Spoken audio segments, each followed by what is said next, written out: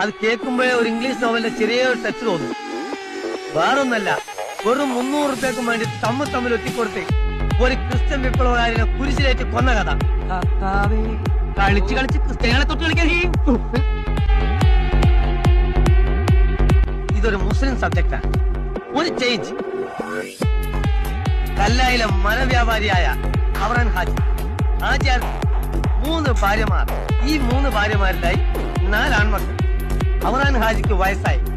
തന്റെ ബിസിനസ് കാര്യങ്ങൾ ആദ്യ ഭാര്യയിലെ മൂത്ത മകനായ ഹസനെ ഏൽപ്പിക്കാൻ തീരുമാനിക്കുന്നു. ഹസൻ കൂപ്പിലേക്ക് പോകാൻ തയ്യാറാവുമ്പോൾ രണ്ടാമത്തെ ഭാര്യ സൂറാബി വരുന്നു. പ്രശ്നമുണ്ടാവും. എന്ത് പ്രശ്നം? പണ്ട് ഹാജിയാരും രണ്ടാമത്തെ ഭാര്യയും കൂപ്പിൽ നിന്നും ജീപ്പിലേറി താമരശ്ശേരി ചുരമിറങ്ങി നാട്ടിലേക്ക് വരികയായിരുന്നു. വണ്ടി ഒന്ന് പാളി.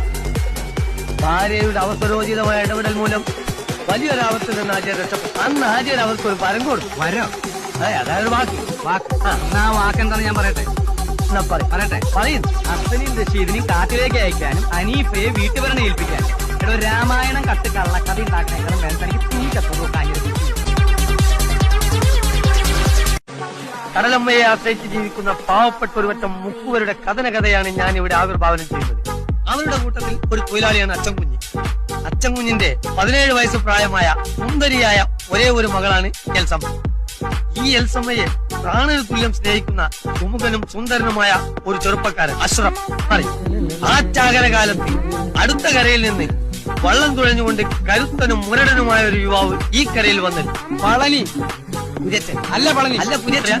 അങ്ങനെ കുര്യച്ചൻ ഇഷ്ടപ്പെട്ടുകൊണ്ടാണ് അച്ചൻകുഞ്ഞ് മോളെ തന്നെ കെട്ടിച്ചോട്ട്. മനസ്സിലായ പ്രകാശന്? ആ ഒരൊറ്റ കാരണത്താൽ ഹൃദയം തകർന്ന് തരിപ്പണമായി ഒരു നിരാശാ കാമുകനായിക്കൊണ്ട് ഈ അഷ്റഫ് കറുത്തമ്മയല്ല എൽസമ്മ, താങ്ക് യു, എൽസമ്മ എന്ന് വിളിച്ചുകൊണ്ട് കടാപ്പുറത്ത് പാട്ടും പാടി ഉലാത്തുകയായിരുന്നു. അങ്ങനെ ഇഷ്ടമായി.